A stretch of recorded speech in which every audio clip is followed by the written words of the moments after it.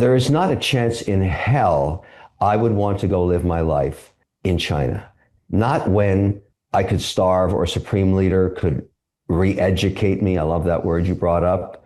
I don't want any of that. In the pursuit of intellectual capital that creates all the innovation globally, who's going to win on this one? And I think the constant signal between these two economies is just that. The human being who wants to live in freedom, who would rather go to a place with all of its faults. I mean, there's a reason people risk their lives to cross rivers under barbed wire to get into America. You don't see that happening in China. I don't see anybody trying to get into China.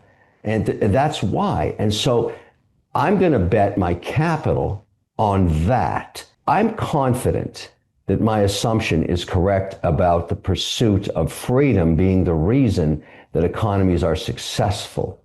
I think you can steal all the stuff you want, but if people don't want to move there, you have to rely on your own internal policy, which can be brutal.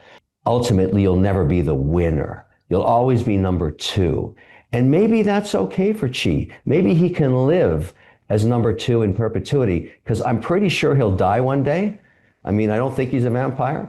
And so if they really want to compete and they want to win long term, the only successful philosophy, period, is democracy, period. Or a form of democracy that is so trusted, such as benevolent, or trusted leadership, like the UAE, which is not a democracy, but has proven for at least this last 50 years that they understand what democracy is and they rule that way. That's the only way it's going to work. You see a lot of people trying to get into the UAE and getting a passport there. They want that. They like the system, the policy there.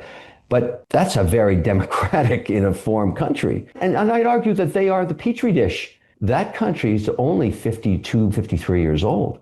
They could have chosen the Chinese way. They could have chosen the Russian way. They could have chosen Venezuela or Cuba or North Korean way. They didn't.